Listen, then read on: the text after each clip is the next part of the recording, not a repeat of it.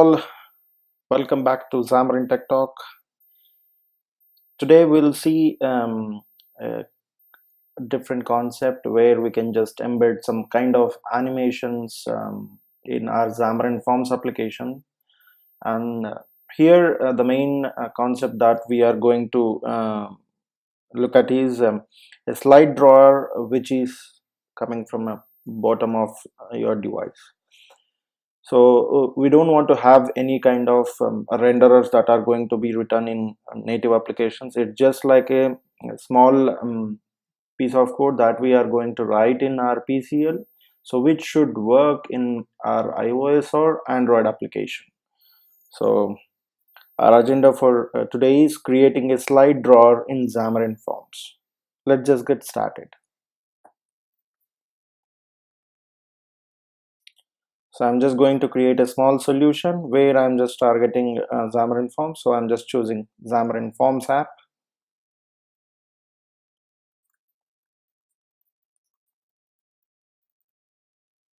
So I'm just choosing Android iOS portable class library and XAML as my user interface files.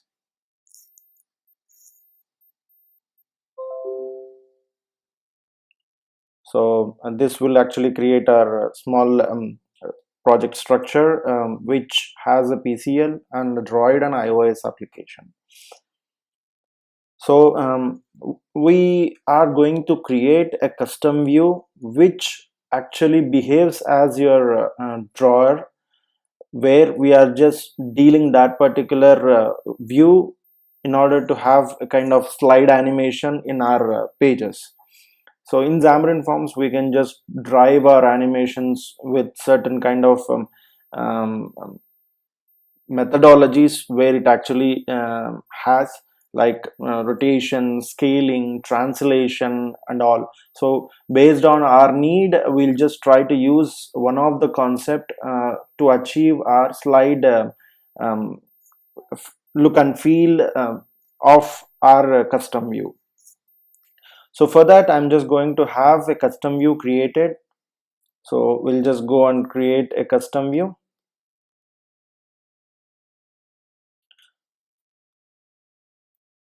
So forms, and I'm just choosing custom view XAML. So if you are comfortable in writing all the scenarios with respect to design in CS, you can directly choose forms custom view. And if you are good at XAML design, then you can just go and use XAML. So I'm just treating this as slide view. You can name it whatever you want. So this creates a small custom view page where it is inheriting from content view. It has a designer and it has even code behind. So our main concept is I don't want to write any kind of code in my code behind when I'm dealing with this content view, with this slide view in my parent page. Let's say I'm just having a page where I just need to open this slide drawer when I'm just doing some kind of operation. Let's just say I'm just tapping on a button, it should open a slide menu kind of thing from the bottom. So, and whatever the related logic for opening and closing, I don't want to write anything on my code behind. So I just want to derive through XAML and through binding. So the best concept in Xamarin Forms that you can see or is bindable properties. So you can just create a bindable property where you just map one specific kind of operation to that and just achieve whatever you want. So let's just get started with creating all these scenarios in our custom view and even the parent page that we are going to have. So let's target first with creating a custom view. Here we can just go in creating a small stack layout. So I don't want to go in depth of designing a lot of stuff. So here I'm just going to have a small stack layout where I'm just specifying background color. That's it. So you can just have whatever you want, whether either can just bind a list view there or you can just have a grid there and multiple controls there. You can just design as per your need. So here I'm just going to have a plain content view which has a background color as one color. So to just give a small idea about how this can be achieved. So I'm just going to create a stack layout where I'm just defining a height request. So this can also be derived through bindable properties, but for example sake, I'm just trying to have it as a constant value here, and I'm just going to specify horizontal options as fill and expand, and vertical options as end. So it should come from bottom. And I want to specify a background color, so here I'm just specifying it as red. So our basic design of our custom view is ready. Now we'll just go to our code behind. So here I'm just going to create certain kind of bindable properties. So we need to have two different bindable properties for slide open and concept. So for that, I'm just going to have a bindable property which takes whether the slide is open or not, and the second one is the default height of my screen. So these two are the bindable properties. The main concept why I'm just taking height of the screen is, so I just want to know like what is the height of my complete page. So as we can just get the height of my page through application current dot main page dot height or width, but that particular concept we cannot directly use it in content view because it is not deriving from page. So obviously you'll be getting a null object. So that's the reason I'm just having a property which actually takes that value. There may be certain scenarios where you may get that particular value, but with respect to my approach, I'm just going with a bindable property which I'm binding that particular height, and even I'm binding a slide open close bindable property. So let's just create a bindable property now. I'm just going to create two bindable properties. One is default height and one is slide open. So we'll just go static read only, and I'm just going to create a bindable property. So that is default height property. Here the naming conventions are pretty much strict here. So if you just want to have a bindable property, just precede that particular value with a property string. So bindable property dot create, and what is the type of bindable property it is. So the parent is slide view, and the type that I'm going to have is double. And within that we just need to define the operations or the default values and the binding mode and all. So here I'm just going to specify the specific property. As of now I'm just holding it as like this, and the default value is 0, and I'm just going to have binding as two-way, and we'll be having a property changed also. So where I'm just keeping it also as an empty because we need to create some properties here.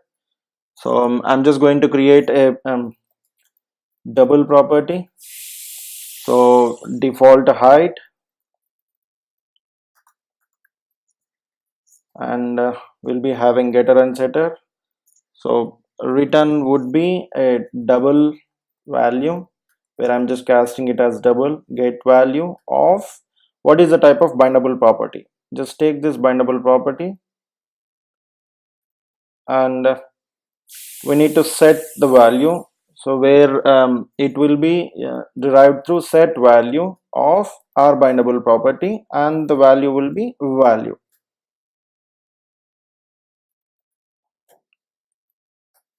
So we have created our property here. So I'm just using this default height here, p dot default height. So my property would be default height, which will be bounded to my bindable property default height. So now we need to have a specific property changed event where it should actually take um, so the respective values which are going to change. So I'm just going to have a small static method here that would be default height changed. So you can just name it as you want. So if you see here, property changed takes three arguments. One is bindable object, and the other one is, as we are trying to deal with double, so it will be double, two double values. One is old value and another one is new value. So let's just change this as bindable object.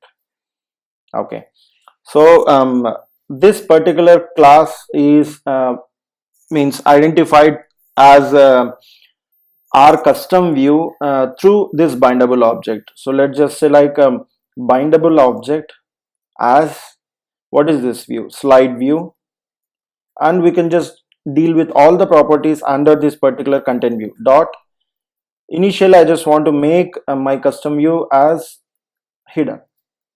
And the second one is we just want to drive this height thing. So I want to have translate translation y is one specific property that I want to specify, where I want to have this one mapped to new value.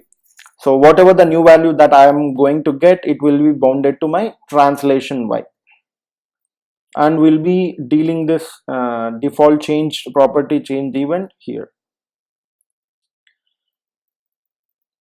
So we just created one specific bindable property, and now we want to create one more, which is for slide open and close.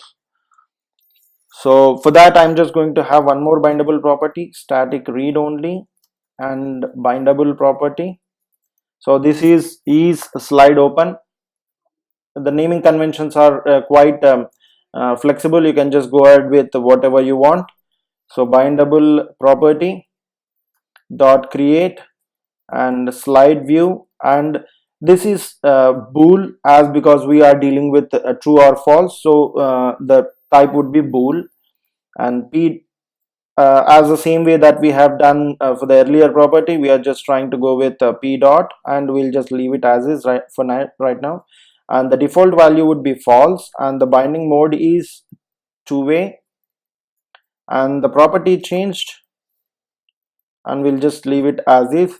So, and we'll just map the specific function to that, and we'll create a property now. So public bool is slide open,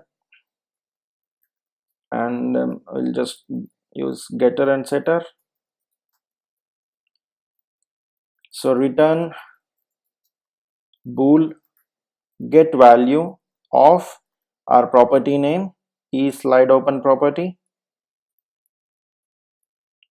and the setter value is set value and the value. So we will be dealing this property here, p dot is slide open, and we'll create a event here. So here we are going to use one specific scenario, like a translate to. Translate to is a specific method where it actually identifies some kind of coordinates, where you just want to move your view according to the specified coordinates, and you can just specify the kind of animation that you want. So we'll just deal with a static method here. So slide open close, and the same way it takes a bindable object, and the bool is our parameter right now because we are dealing with bool, old value and new value.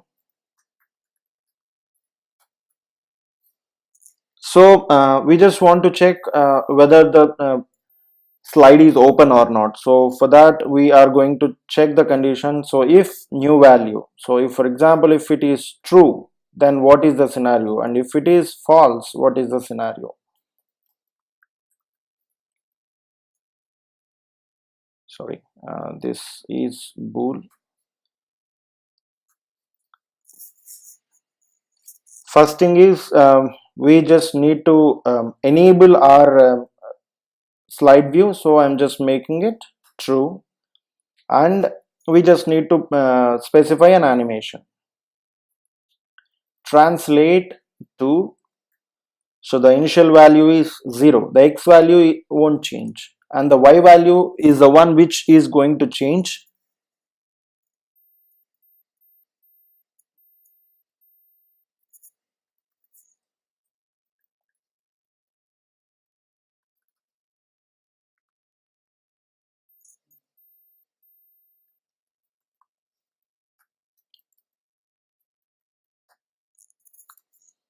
And I'm just specifying the duration, and the easing methodology I'm using is as sign in out.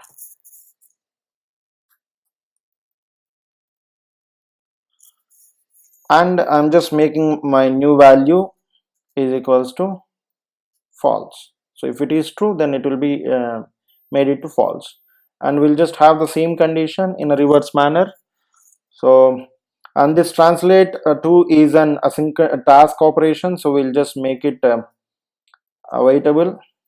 So I'm just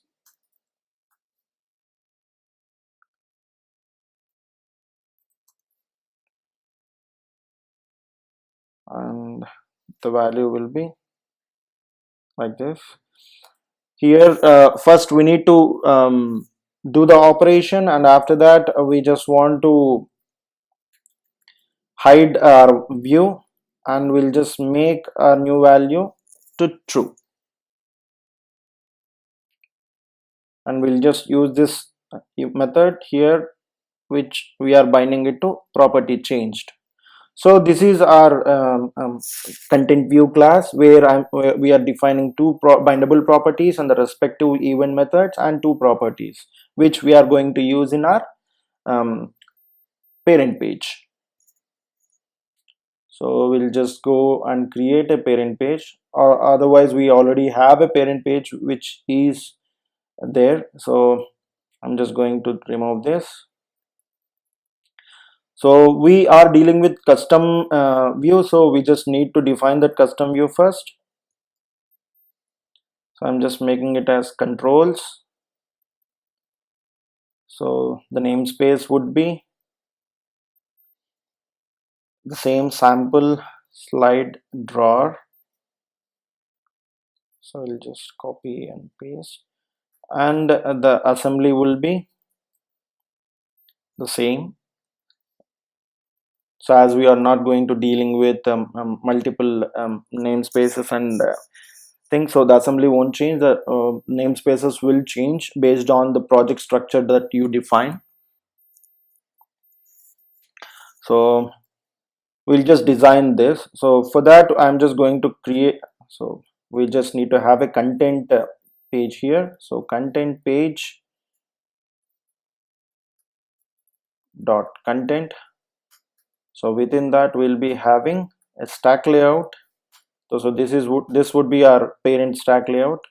Within that we'll just create a button which actually perform this operation, where I tap this button which actually opens the menu and closes the menu.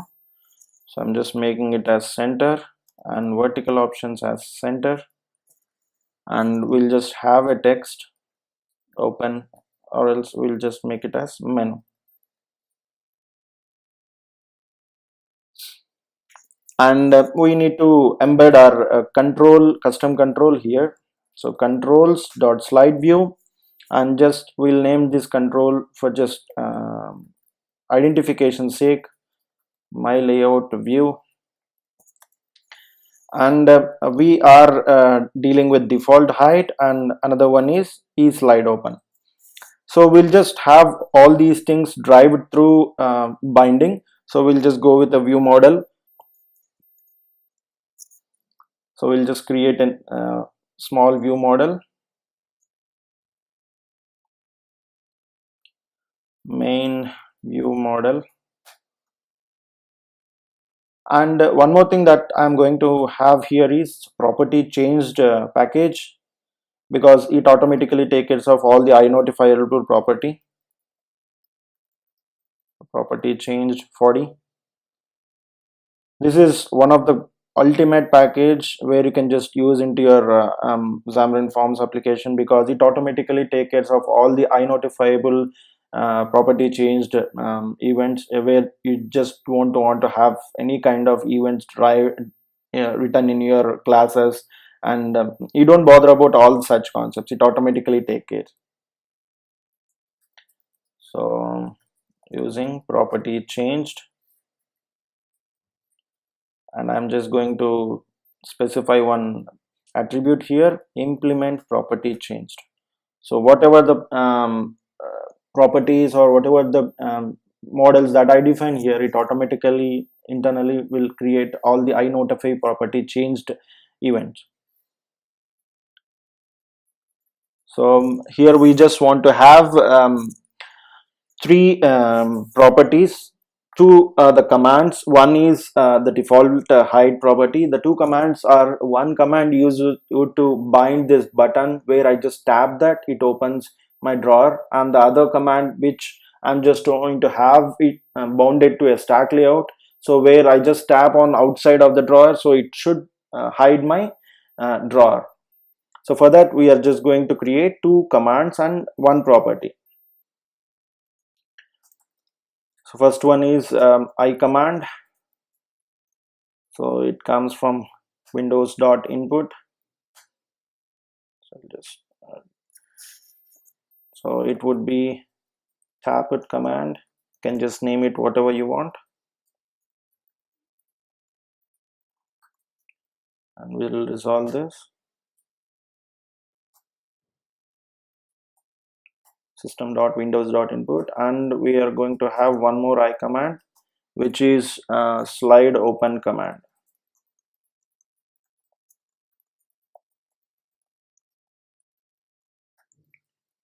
And one more property for default height, so that would be double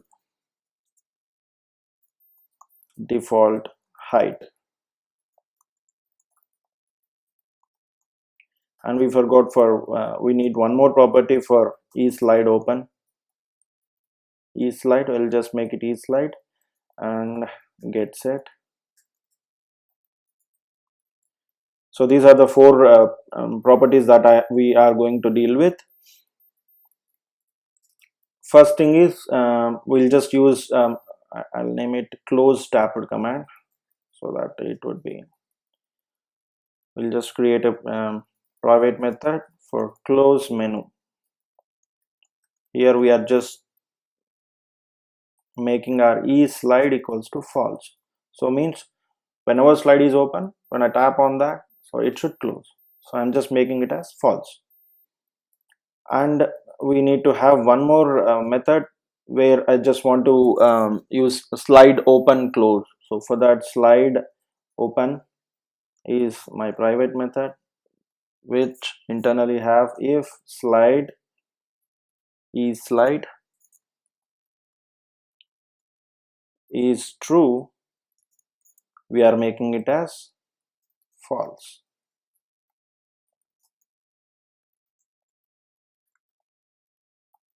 eSlide equals to true, the vice versa. That's it. So now we'll just instantiate this. So close tab command is equals to new command,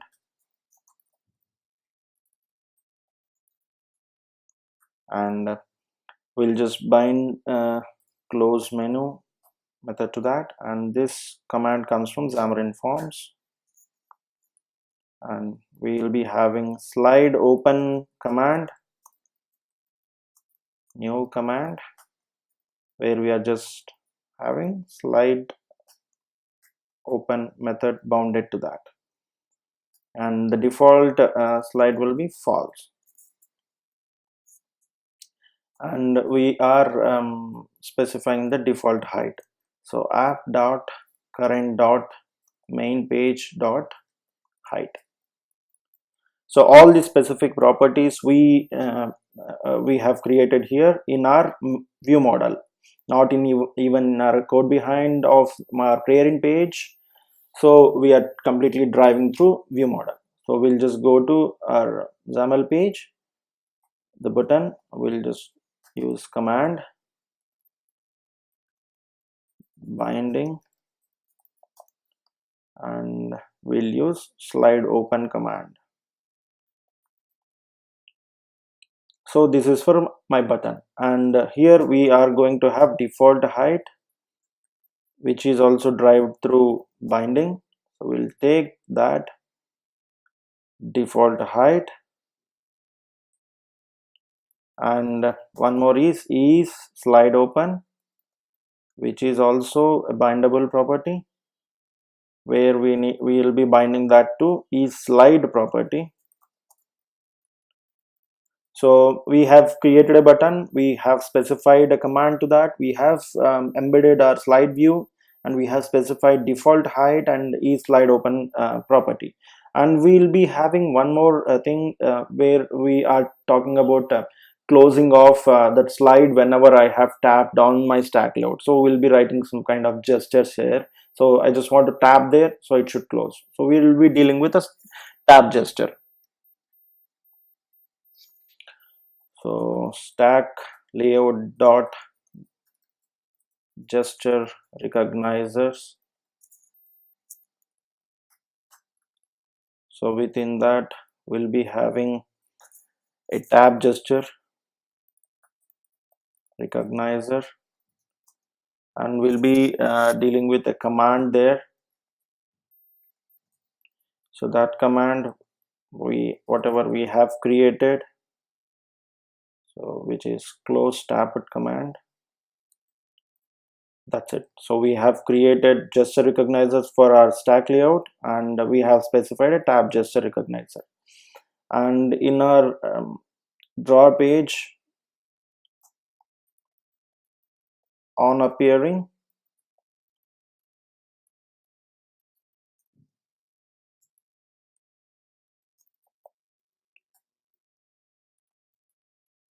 this dot binding context will be making this main view model as a binding context. So that's what all the changes. So the things that we have done is we have created a slide view, content view, and we have specified bindable properties, and we have created the specific events there, and we have bounded that particular event to that property changed, and we have created bindable properties, and we have created a main view model which internally has 4 properties, 2 for commands and 2 other properties, where we are trying to deal with all the slide open and the height. And in the view and the parent page, we have created a stack layout, and within that we just created gesture recognizer for the stack layout, and we have created a button and our custom control. And let's just see how it actually behaves. So we'll just run the application. Let's just see where so as we are using with 40, so we'll just try to have this here property changed. So we'll just run the application. Let's just see what is the default one in our. So I just want to have a navigation page. This is optional. We'll just run and see how it actually behaves.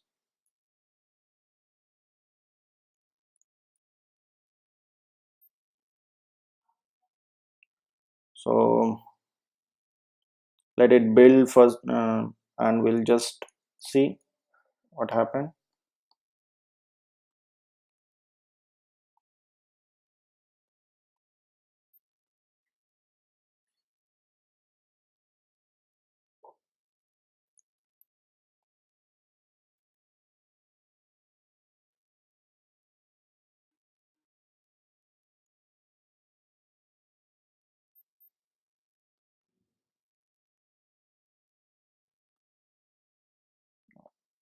Just close the solution and open again.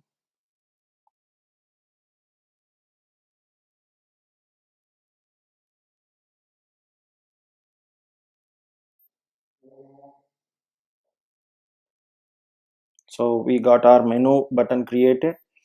So if I tap on that, we have seen a drawer coming from the bottom, and if I tap on the button again, it hides. If I tap on the menu again, and if I tap outside of the stack layout, it automatically hides. So this is what we have planned and we have achieved.